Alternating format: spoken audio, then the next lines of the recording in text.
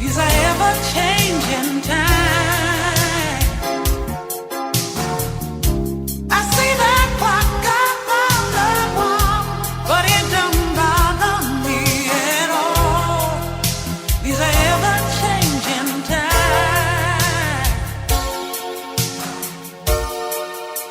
And these ever-changing times, everything is going so much faster. It seems like I'm watching my life and everything I do, wondering if the dreams that I believed in can still come true. Caught in between, it comes back to you and me running out of time. Gotta find me a better understanding.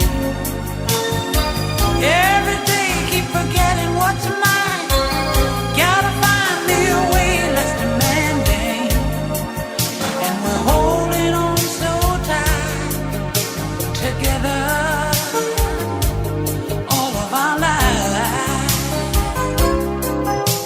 And I had some big idea.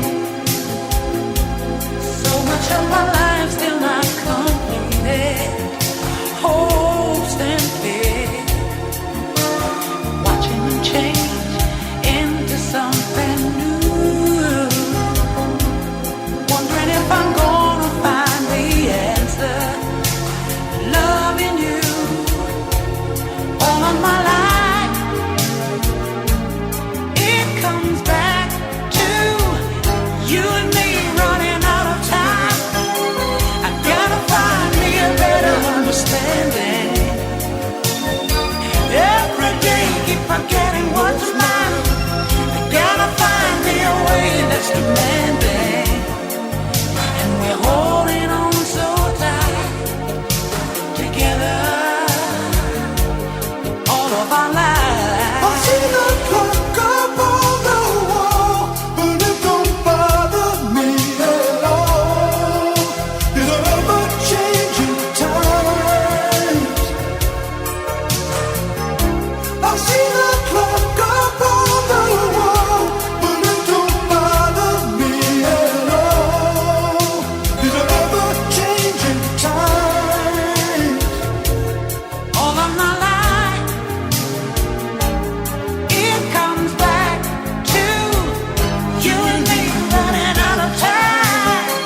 I gotta find me a better understanding. Every day keep forgetting what's mine. I gotta find me a way that's demanding.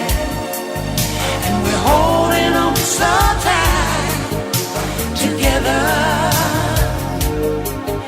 And we're gonna be alright together all of our I lives. see the clock up on the wall, but it don't bother me at all.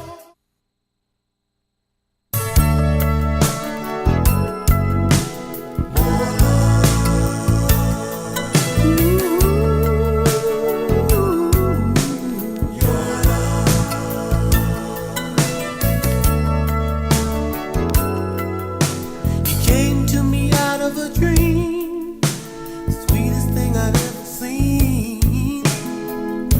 You changed my life completely.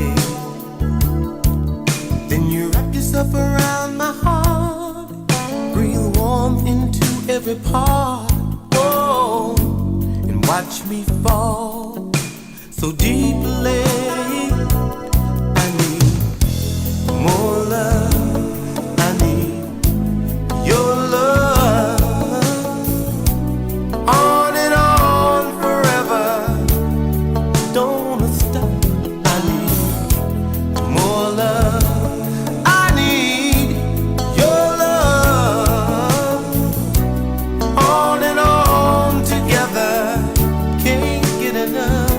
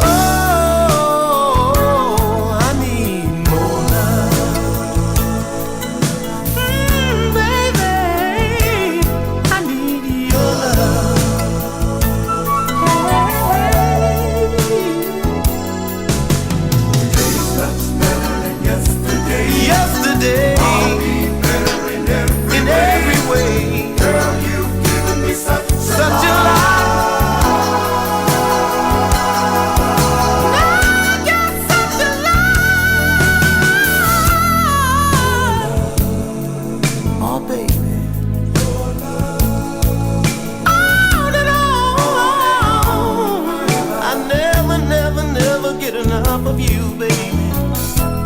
More love, oh yes, your love. Oh, baby, ain't get enough. Oh, I need more love. Ooh, your love. I need your loving all the time, baby. Yes, I do. If I ever get to put my arms around you, baby, I'm gonna hold you forever. Yes, I will. Keep on, keep on, keep on giving me your love, baby. Oh yeah. More and more and more and more and more and more and more, baby.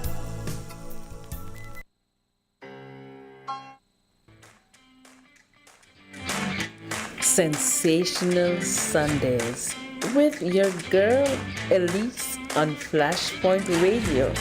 Come, let's talk, let's hang, let's just jam on Sunday, 3 p.m. Flashpoint Radio.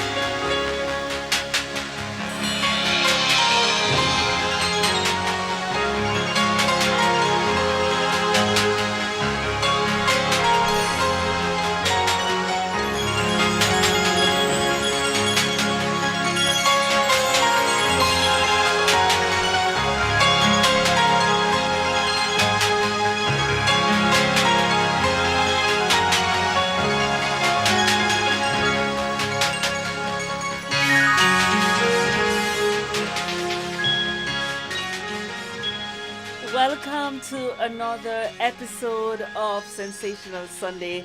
I'm your girl Elise, and I have run out of adjectives at the start of the program. Yes, Sundays are truly sensational, amazing, exciting, spectacular.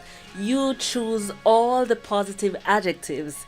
That's what Sensational Sunday is all about. And as usual, I am excited, I'm thrilled, I'm elated to be in this space, sharing this special time with you, our viewers and our listeners. Yes, and indeed we have a truly sensational guest in our studio this afternoon, and I know you're up for a good treat. So before we get started, I would love for you to just share the link, send it on to someone so they can hop on and be a part of this wonderful discussion this afternoon. Now we are joined by Dr. Shreya Nauhria. Am I right? Yes, you're absolutely right. Yes, and welcome to Flashpoint. Thank you for having me here. Okay, it is absolutely our pleasure as well. Now, who's this beautiful lady, you might ask? Who is she? Well, she is in red. Yes. She is labeled. She has Cayman Islands Red Cross. So, already there is a big giveaway here. Now, we're going to find out a little bit more from Dr. Shreya. And I will find out what led her to be in this beautiful red top and being labeled as Cayman Islands Red Cross staff. So tell me about your journey, your professional journey. So as you can see, as you said, in red, I am the Child Protection Manager and the Sexuality Educator at the Cayman Islands Red Cross. My journey, as you were asking about, it started as being a qualified dentist. So I started my journey as a dentist, and then something wonderful happened. I had a son. So however, but my son, he has some special needs. So that led my interest, studying about development, cognition, and everything. And then I did my master's in psychology. So my master's in psychology, while I was doing that, my true calling came in, and I realized that what I want to do is like work for children, for vulnerable children. So that's what I'm doing now. How did you transition into beautiful smiles, teeth? That took all of 5 years or more studying and then getting your experience and then it's almost as if it's not full circle because you could still say you're in the family of healthcare, but it's not a usual path. For how was the transition for you over into psychology and child protection? I think it came natural to me. Mm-hmm. I would not say it was very hard transition, because while I was studying dentistry, Right. people would confide in me. They would come to me, talk about their issues, and I think I had in me somewhere a psychologist, a natural Buried. comfort Yes. for people. So I think that was what truly I meant to be. Yes. And so it was not a very hard transition for me. I really enjoyed that, doing my master's, and now I'm enjoying my work at the Red Cross. Awesome. Sometimes life takes us on some really interesting journeys. You started heading in one direction, and then when you find your passion, everything changes. And there is a familiar phrase, and I'm sure our viewers or listeners might be acquainted with it. And when you are happy with your work, right, then it's not a stressful place. You found your passion, and it's not even work anymore. You look forward. You can't wait until the weekend ends so that you could get back into what you truly like to do. And I agree to that. yeah. And so, even though your training initially was in dentistry, and I think that could be a satisfying enough job, then you found yourself, because of the birth of your son, with a need. Circumstances really kind of open the door and direct you over Yeah. to now taking care of children. Now, child protection, it seems like a big hat. Mhm.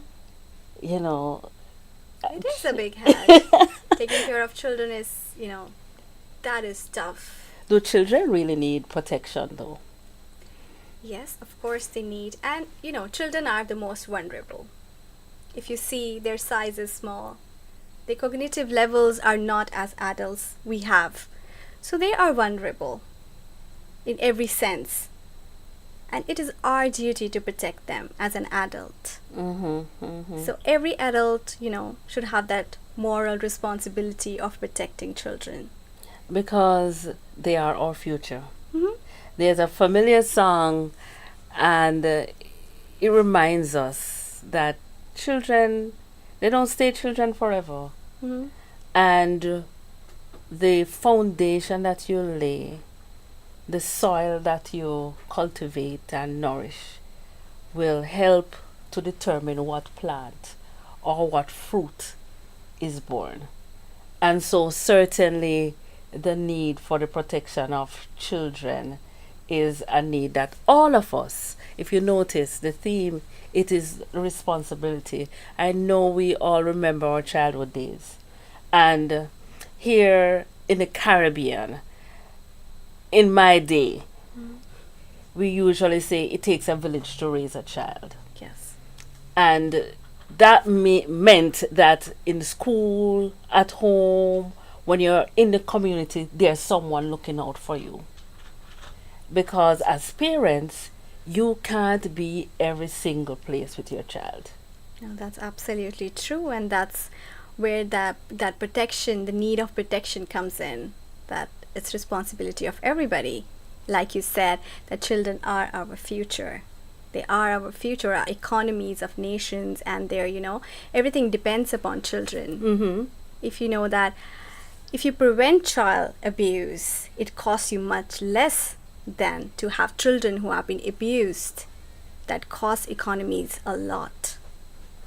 It can cost as much as $7 trillion if the child are abused, and you have those adults who have been abused when they were children, and children who have been abused and they're not functional enough to be in the society. They have anxiety issues, they have mental health disorders, so it is important that we prevent that happening. Right, because then, as you mentioned, the economy of the society is affected, because then the resources will have to now be directed into perhaps mental health facilities, mental health care, and so forth. What are the statistics like, though, specifically in the Cayman as it relates to child abuse and so on for children? So first of all, I want to make this clear that it does not matter if the communities are small. Mm-hmm. You don't assume that the child abuse is not happening, because it is happening everywhere, irrespective of the size of the communities, whether it's a smaller community or a larger community. Mm-hmm. Especially in smaller communities, when you know each other, there is a culture of silence, associated with it, that you don't want to talk about it. And you brush it under the rug that it's not happening, but it is happening. So in 2023 alone, there were 281 referrals to the Child Protective Services, that is MASH, the Multi-Agency Safeguarding Hub. Mm-hmm. So these were the child sexual abuse references. And then the emotional abuse references are quite high as well. It's 600 something. Mm-hmm. So it is happening. It's just that we should see it as it is. What are the warning signs? How do we, I know sometimes parents or caregivers may have issues, their own issues dealing with, and that could stem from even childhood. They had a rough childhood, and they're doing the best they can to nurture their child, right? And they too have issues. Life is overwhelming, and you don't know where to turn and what to do and so forth. What accommodations are made for these parents who are having issues? So, there are mental health providers on the island. Mm-hmm. You can, if you are struggling with something, it is important you recognize that you are going through something, and that, having that realization that it might affect your children. You should have that realization first before you access those resources. So there are plenty of resources. There is Department of Counseling Services, Family Resource Center. You can access that, but you have to realize that you need help, and then you call for that help. Once you recognize, that's the first step. Now, child protection manager, what does this position look like for you? Because, as you said, no matter how small the community is, it is big. It's a tremendous responsibility. And what does it entail? So my position in the Red Cross is a perspective of prevention of especially child sexual abuse. So my focus is prevention. So what we do is we educate people. We create awareness around the issue. So we teach children, we train children how to, about safe touch, unsafe touch, what is wanted touch, what is unwanted touch at the primary level. That's age group from 3 to 6. So From as early as 3? Yeah, from 3 to 6. Okay. So it's about safe touch and unsafe touch. Right. And then there is a big chunk that I do is adult awareness and education. So we have this organization that's a US-based organization, Darkness to Light. Darkness to light. Darkness to Light. Mm-hmm. So it is for child sexual abuse prevention. So they have trainings that are recognized worldwide, Mm-hmm. such as stewards of children. So we are the main provider of that on the island. We provide that for free to the community members. Oh, stewards of children. Yes. Yes. Yes. So we provide it online as well as in person.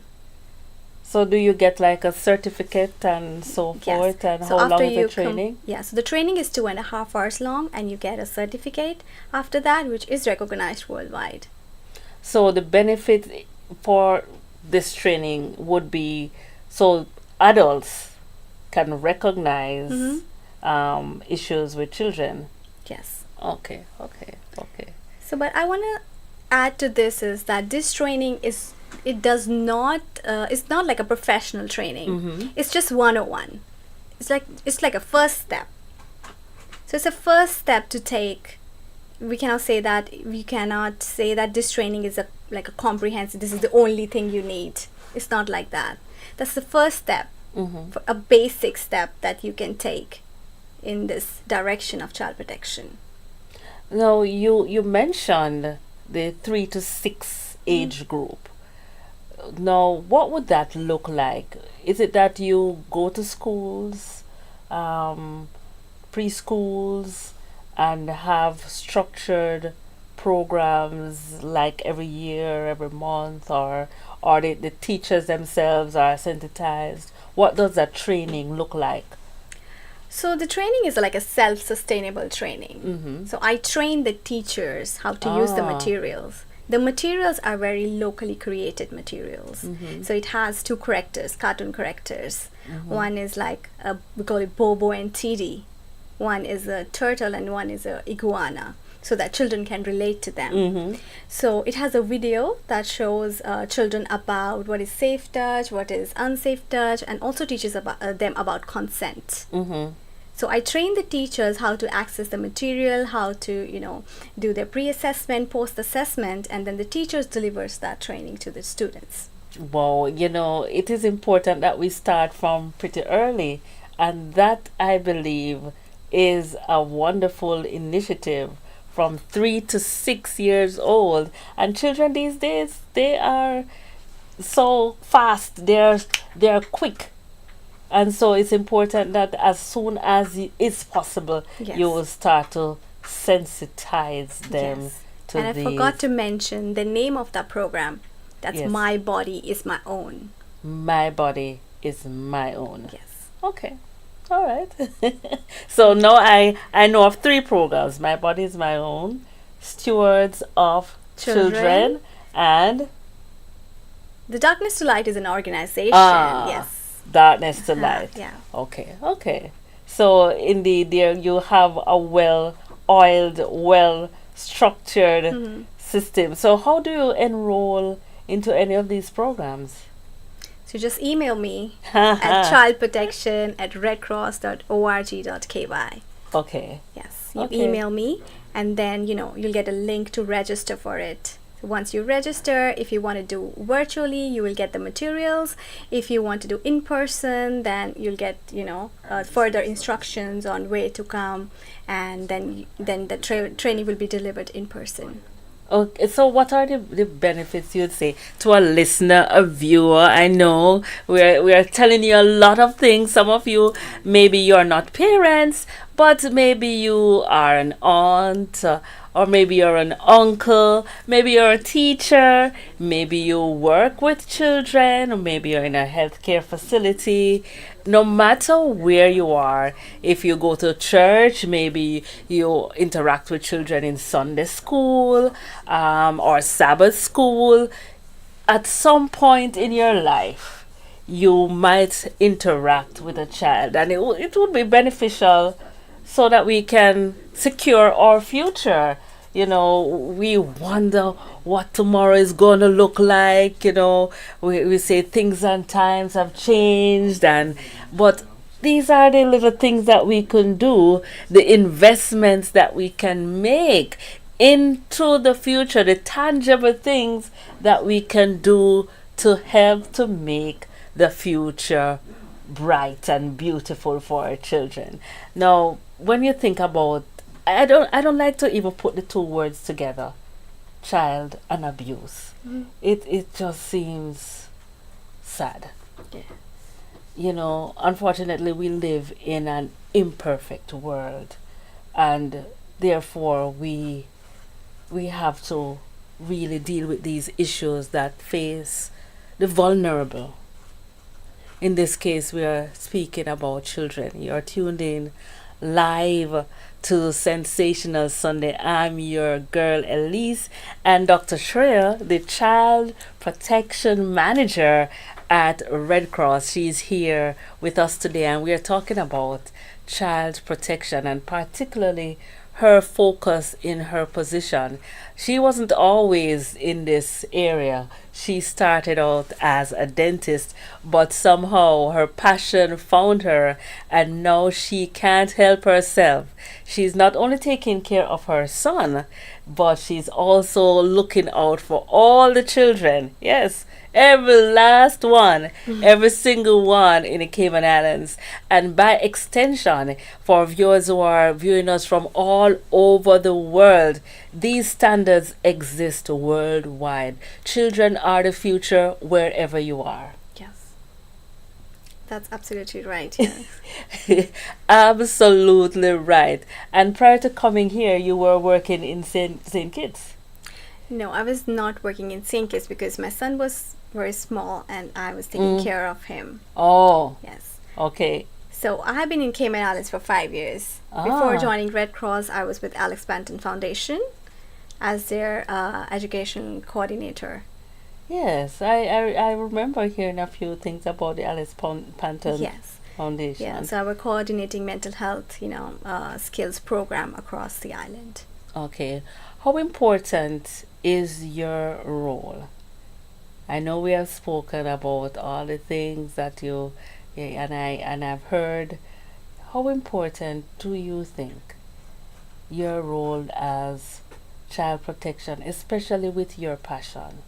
I think you have brought a uniqueness to the position because it comes from a place of passion. It's not just a degree that you wanted. You have so many things that you would have been choosing. You had a good profession. You had a well-paid profession. Yes. And now your passion has led you to care for how important do you think mixing these two together is in your function effectively? It's extremely important. It is extremely important. Like I have a son. So I want him to be protected all the times, especially with his special needs. So, it is important that I present this opportunity to everybody to get educated from my work through Red Cross. So I really feel that everybody should be educated about child sexual abuse prevention, not just knowing that child sexual abuse is there. I know the statistics. Yes, and knowing the statistics. And it's not about you taking the course because your organization requires you to. I think it's an obligation as an adult to be educated and be aware of these, of child sexual abuse and how to prevent it. And not only for people who have children, but everybody. Because you never know when a child would come to you and disclose about abuse, and then you don't know what to do, and then you decide not to do anything. It's not something that we like talking about, right? It's not something, and you mentioned we have a culture of silence, right? And sometimes the silence is, because we are not sure what to do. It's not a deliberate attempt to withhold, but more, uncertainty and a lack of knowledge as to, what do I do next? Because it's gonna affect the child, the family members, and the community, and perhaps the future of the child. So when you consider all of that, but I like the idea of prevention. You know, sometimes we tend to spring into action when something happens, you know. We have all the right things to fix it, and you know, we get the therapists and the counselors, and but what about preventing? So it's important that you know what the signs of abuse looks like, and then what to do when if a child comes and discloses to you. But before that, there is a willingness to be educated.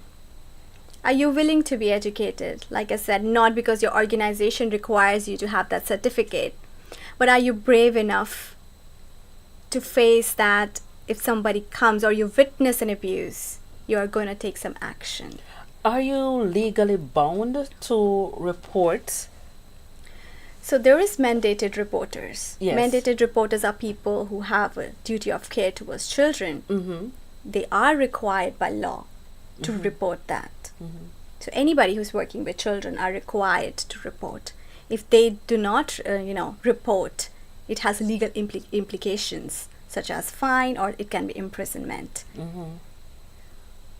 So these are the mandated reporters, however, but not everybody. Right. So like persons who work in healthcare facilities, and perhaps teachers and Yes. and So, caregivers and so on. But you know, if persons are interacting with children not in those areas, they are not They are legally not required, bound. yes. Yes. Okay. So they are not legally required, but that's what I'm talking about, like your willingness to be getting educated for your future. So your willingness to get educated and, take action as well. Have that courage to take that action if you see something, and then also talk about it. You were touching on the idea or the subject, or the tips, the things that we would look for. What would we really look for when a child is having these issues? So I mean, what would you witness? Yes. So you can witness if child is distressed or coming to you, or you see physical signs of abuse, or you see that if you are a teacher, you will recognize that the child is not coming to school regularly, or they are not as engaged as they were before, or there are sudden changes in that child. So you recognize that these are some signs that are not normal. And what would be the first step? So first step would be, talking to that child and not asking any leading questions. You don't ask any yes or no questions to them. You just ask them, let them talk without making, any judgment or not validating them. So you have to validate them if they come to you and talk about it, that they did the right thing by talking about it, and that they are brave, and not dismissing their, idea or whatever they're talking about. Suppose you're unsure, in terms of you don't want to take that first step. Is there a mediator or someone you could, if you have a concern and you don't want to address this situation directly, is there someone you could speak to who can help to just do that part? So here when child protection policies come in, so every organization should have a child protection policy. So whenever something happens like that, to refer to that child protection policy. And like in schools, there are usually counselors. So you go to counselor if you think that there's something happening at home, or is it some other teacher's behavior you are concerned with. So you go to the counselor. So the counselor will, they can meet the child. They can make a report on your behalf if you don't want to get, involved with it, and you don't know what to do. And you don't know what to do. Yes. Okay, all right. So there you have it. We have been speaking about some sensitive issues that are not very abstract. We are not really happy to speak about abuse, any sort of abuse, but we have to prevent abuse, and that's what we're talking about today. So we're going to take a short break, and on the other side we'll continue the conversation with Dr. Shreya. So stay tuned to Flashpoint, stay tuned to Sensational Sunday. Go ahead and get your nice cup of tea in the afternoon, or some coconut water, or whatever you need to chillax and relax, and come on back and be a part of this very interesting conversation.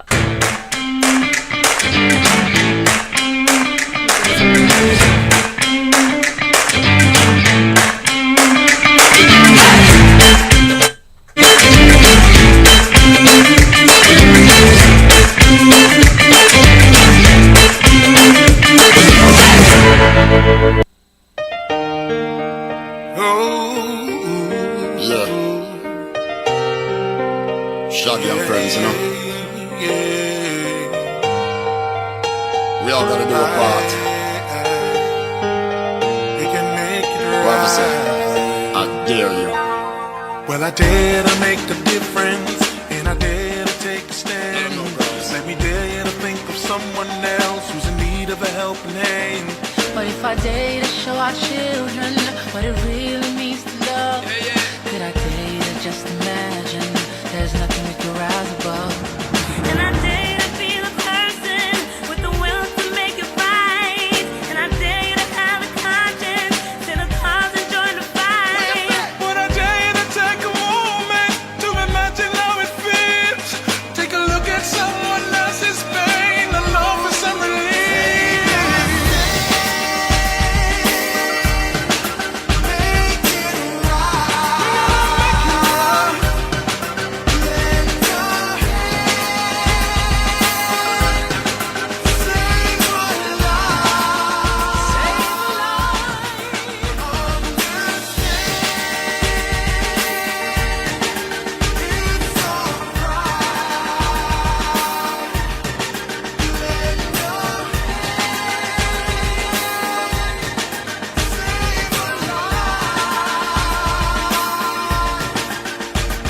Should I dare you to be a person with a will to make things right? And I dare you to have a conscience, see the cause and join the fight. Would I dare you to take a moment to imagine how it feels? Take a look at someone else's pain and try to offer some relief. Well, I dare you to make a difference, and I dare you to take a stand. Let me dare you to think of someone else in the need of a helping hand. What if I did to show our children what it really means to love? Could I dare just to imagine there is nothing we can rise above?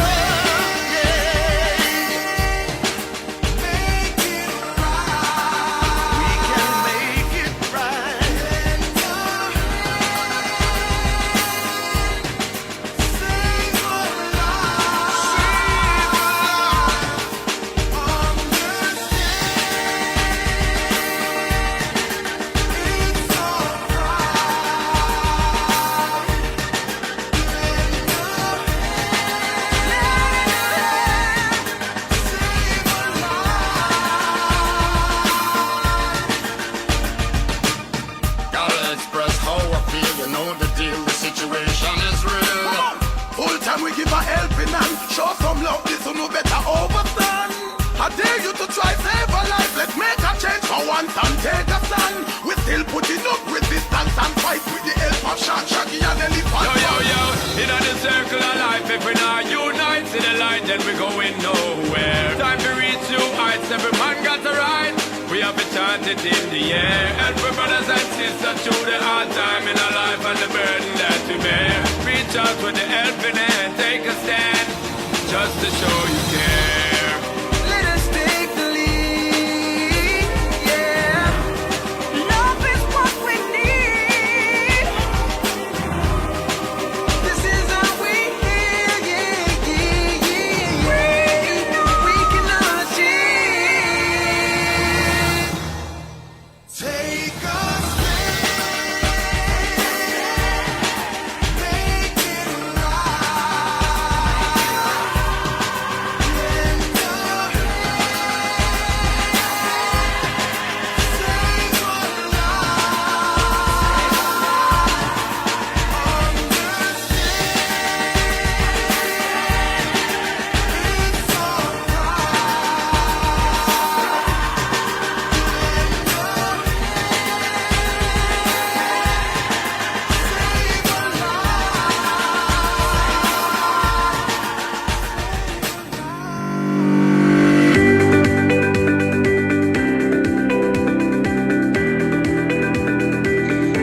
when you need ultrasound that's safe and effective, you must visit Asai Ultrasound Imaging. They're conveniently located at number 4 Chestnut Center, Smith Road, Georgetown, Cayman Islands. With experienced technologists with over 20 years experience, their friendly staff will make you comfortable while you get your procedure done. Asai Ultrasound Imaging is open Mondays to Fridays, 9 a.m. to 5 p.m. and 9 a.m. to 1 p.m. on Saturdays.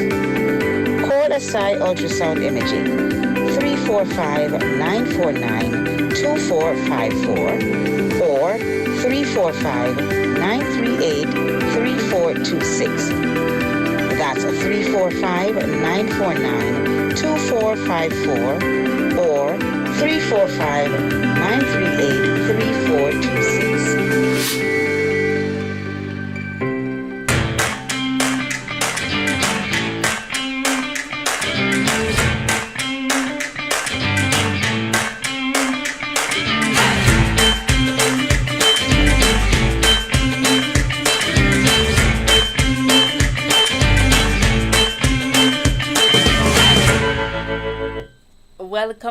Welcome back to Sensational Sunday. I'm your girl Elise, and we are joined in the studio by Dr. Shreya Nauhria. Yes? Yeah, you're getting hold of it. Yeah. I'm getting better and better at it, and we have been having a very interesting discussion right here on this episode of Sensational Sunday. I want to thank you for taking time out, for sticking and staying and being a part of this very interesting discussion. Now, we were talking about all the roles that you carry as child protection manager here at the Red Cross in the Cayman Islands. And we were talking about the training, and this is training about recognition of child abuse. Give us an idea of what this training involves. So the training is a 2.5 hour long training. 2.5 hours. Yes. You can do it either virtually or you can do it in person. Yes. So if you want to do it in person, we have a team of 20 facilitators who actually, take turns to deliver those trainings. And these facilitators are from our community partners, such as, Health Services Authority, Family Resource Center, Crisis Center, then One-to-One, and, Alex Panton. So we have a cadre of 20 facilitators who take turns to deliver these trainings for free to the community members. So this training is I already told you, is by Darkness to Light, a US-based organization. And it has people talking about the lived experiences. So these are the survivors of child sexual abuse that talks about their own lived experiences. So this training, you see, different videos. But basically foundation is 5 steps. So the 5 steps are, number 1, is learning the facts. So learning the facts about child sexual abuse. The fact says that 90% of perpetrators are someone that child would know. This is a sad, but that's a reality. And the second step is, minimizing the opportunity. Minimizing the opportunity as in minimizing one-on-one having your child with someone alone. So minimizing that opportunities or having your child alone with someone in a closed space. So making those interactions visible and interruptible. And then talking about it. Third step is talking about it. You talk about it. It's not something to be, you have to keep it to yourself. Talk about it because it is happening. So we acknowledge that it is happening and we talk about it and we are willing to talk about it. Then is recognizing the signs of abuse. So that, it talks about how to recognize the signs, the physical signs of abuse, the emotional signs of abuse, understanding that. And then 5th and the last step is reacting responsibly. So once you know that a child is, facing some kind of abuse, you react responsibly. You talk to your authorities in schools, like I said, school counselors, or then you can talk to Child Protective Services. In Cayman, it is MASH, that is Multi-Agency Safeguarding Hub. So you can make a call to them. Okay, and then they will do the necessary investigations. Yes. Yes. Now, who can access this training? It is free for all community members, but it is an adult-based training, so anyone who is 18 and above can do this training. Okay, so there you have it. If you're 18 and above and you're listening and you want to learn something that will be beneficial to not just you but to your community members and family, then you can go ahead over to the website or send you an email. What's Yeah. that email address again? It's childprotection@redcross.org.ky. Okay, so it's child protection at redcross.org.ky. right. So if you're interested in accessing this very, very interesting course, then go ahead and send an email. Now, there's another arm of your child protection management services, and that relates to HIV/AIDS. Tell us what that arm involves. So additionally to being a child protection manager, I'm also the sexuality educator. Right. So what my role is creating awareness around HIV and AIDS, specifically to teenagers of age group 13 to 19. So I go to schools, deliver trainings on HIV and AIDS and how to, prevent getting HIV and AIDS, and then how to protect getting that. It is really important that the teenagers are aware of the danger that is there, and we would, think that this is something that's not happening in high schools. It is. It is. It is. So we have to face the, again, the facts that it is happening. Sometimes we like to bury our heads in the sand, there's a statement that says ignorance is bliss. Yeah. But it's not always the case. Yes. Right? And as adults, sometimes it's difficult for us to have the conversation, and we would like to assume that everything is okay. And what is more important, I believe, is that our children move forward from a position of knowledge, right? It's not enough to just find out after you have already ended up in a situation, and a situation that you might find that's not reversible. Yes. A situation that you might have to live with for the rest of your life. So, I believe it's important for us to be educated in every way possible. Well, certainly, And how do you go about this HIV? I know we spoke earlier about the 3 to 6 year old and educating the teachers and those persons who are in the classroom and so forth. But as it relates to HIV and AIDS, is it the same structure that is employed, or what's the difference? So this is like a separate training. Here I personally go and deliver the sessions. Yes. So I deliver the sessions for age group like 13 to 19. So I do not train teachers, but I go and then, deliver those sessions to them. Do you have to be invited to do it, or is it part of the curriculum now? It is not the part of curriculum. So I usually reach out to schools because we want to do this. We want to educate them. And sometimes schools are not very, Yes. they're reluctant because they think that the parents might have some issues on the children getting trained about HIV and AIDS, because maybe we're talking about things like sexual health. So they are reluctant, but there are some schools that are welcoming, and then I go there and then deliver these sessions to them. Is there any way that you could sensitize the community as a whole?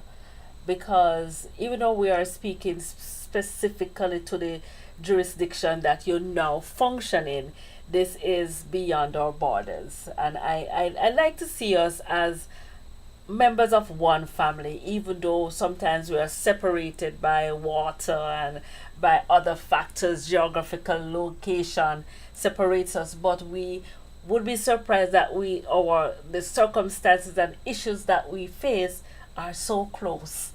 We all have these issues. Now, sexual health, I believe the curriculum now, the children are being told from early. I remember years back, you know, the family, the nuclear family, certain thing, basic sexual education, and certainly sexually transmitted diseases should be a part of what instead of finding out later after a situation. So I would say keep up the work and try to find ways to encourage. And this is one such way, being Yeah. on Flashpoint and we're raising awareness that yes. Yeah, so it is important that children are able to make informed decisions rather than, having that ignorance. So they know what they are doing and what the implications can be. And they can yeah. make informed decisions. decisions. Yes. Yeah, so there you have it. Now, I'm going back. I know I'm going back and forward, but your research, I noticed that you did your research in your study in self-concept, body image, the impact of social media on a woman's employment opportunities. Now, I need to ask you about that and what you discovered in your research. So I did this research as a part of my degree in Masters of Psychology.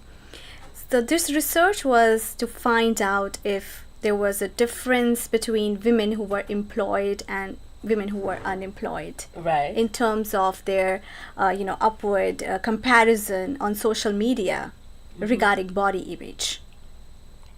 So I interviewed 20 women and did a qualitative analysis of that. So these 20 women were from all over the world. And I interviewed them specifically how they feel and how, what they do if they see a photo or a video on a social media, and do they compare themselves to those images, those idealized images. As you know that these days media has all these idealized women body images on, all over. So you can't help but compare. So how these women react differently to those, visuals. So I found out that women who were employed, they had better self-esteem. They had a better sense of them.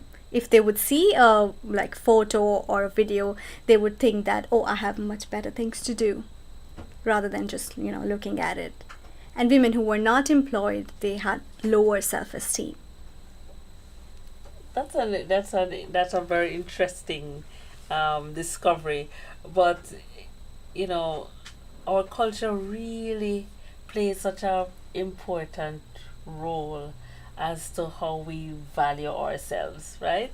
And we cannot ignore the impact of social media on all of our lives, men, women, boys, girls, and I'm glad we mentioned it at this time, because with all the conversations that we have had, particularly we were just speaking about HIV and AIDS and so forth, whether we like it or not, the impact of social media on our children is much more than what we would like to accept or agree and even realize. We the impact of social media sometimes is more than you going into the schools and talking.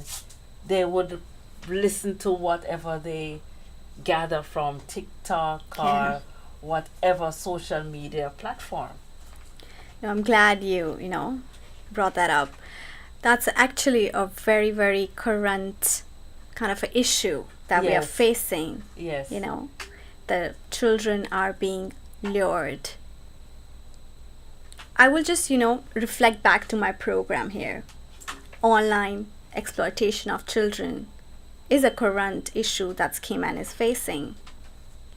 Because, there was recently a news that, some teenagers were lured by some adults, and then, they were lured and they actually went and, meant to meet them. And then it was found that the person had few more teenagers at their house. If you go to the RCIP's website, you'll see in their press releases about that news. So it's happening. A person would portray to be something else, like they're not adults. They would pretend to be their own age. And then, they'll ask them to come and meet them, the teenagers. And then when they go and they know that this is not, a peer, but someone much older to them. So this is what is happening. It's a real thing. I remember last week or recently receiving some notification as well of a banking scam. Persons pretending to be affiliated with different banking institutions and trying to get details, accounts, and so forth. So can you imagine, we as adults are already vulnerable, when it comes onto the web, and our children as well are certainly vulnerable. So that is a big arm of what you would need to do as it relates to even abuse and awareness, raising awareness, because sometimes it's from the lure comes from social media, from the internet. Someone would reach out, there's a chat, and then before you know it, personal information is exposed, and then there's a meeting time, and then it's out of your control. Yes. So this is something I think parents should be aware of. There's a generational gap between this now young generation and the parents. Parents are not they don't know technology as much as kids do nowadays. But it is important for parents to understand that, these kind of things are happening and how they can keep a check on it. You can use different softwares, you can use guided access. That will protect your children, and having conversations with your children about their online activities is really important. It's really important. I'm sitting here and I'm just thinking about it. I'm thinking about it while we're discussing it, because that is such an important factor, and it goes back to education, and I like how we are addressing the issues, because it's not from a fix-it mentality, but more of a preventative. Yes. And knowledge is power, right? So we are, becoming in the know, being in the know. You don't have to know every single thing about utilizing a computer or be some IT expert, but it's important to have a conversation, and that's why keeping the communication channel open between child and parent is so important, because maybe you could just say, these are the things that you need to look out for, and persons will pretend to be someone they are not, and then it could lead to something definitely serious. So it leads me to my next question to you as it relates to communication with children, and how parents or adults, I know you have a passion for children, and communication certainly must be an important part of what you foster and encourage. That's actually the topmost thing that I encourage. Parents to have open communications with their children is of utmost importance. Having that atmosphere where your child can come and talk to you about anything and everything is the key. They should feel safe. You should be their safe space. If they feel that you will not listen to them, or you will react in an aggressive manner, they might not come and disclose to you. So it is important that you create that safe space for them, that they can come to you whenever they feel like, and they can talk to you about anything. irrespective of what it is. And that communication starts from so early in life, eh? We were talking earlier about educating children from as early as 3 and 6 about where's a safe place to touch and where not to touch, and so forth. So it's important that your child can say, I was not happy with this, or is this right, or is this wrong? I can come and talk to mommy or daddy or a caregiver or somebody who is willing to listen and hear what a child has to say. Certainly that is of paramount importance Yes. for the well-being of our children. Well, so I'm going to ask you to share with us any other thing as it relates to child protection, or what we really need to know, really what we need to be in the know about going forward. So going forward, I would encourage everybody, if you have kids, you don't have kids, get educated. Be willing to be educated and taking that step to protect your children, and being brave enough to talk about it and taking action. If you witness something, just say it. And be proactive as a parent, as a caregiver, as a guardian, as a teacher, as a community member. Be aware and recognize the signs. If you see something, you recognize it, that something is wrong. Be vigilant enough to understand that something is not right. And then, taking appropriate actions. And then you have so many facilities, organizations that stand ready and willing, persons who can help to navigate difficult situation. The mission of the Red Cross, the Cayman Islands Red Cross, aims to protect human dignity by helping vulnerable people in crisis. And anyone who is in Cayman will know that the Red Cross is really visible. They have been planning I have seen different educational programs out there. I remember the walk one recently. I remember seeing the Red Cross. They had their bus there providing emergency care, and a lot of volunteers. So I will ask a question. If you have a passion, if you have found out that you have a passion for children, is there any room to be a part of an arm, to somehow maybe volunteer your time in whatever needed area there is there room for that at Red Cross? So Red Cross is a volunteer organization. The heart of and soul of the organization are the volunteers. If you are aware about the movement, it's all volunteers. So you can certainly volunteer for Red Cross. Anybody is welcome to volunteer for Red Cross. But there is a process that you need to follow. So you come, you fill out a form that you are interested. You tell about which programs you are interested in. Like we have disaster management and response. Then we have our community referral center, thrift shop, and then you have a first aid, and then child protection. So you can volunteer with child protection as well?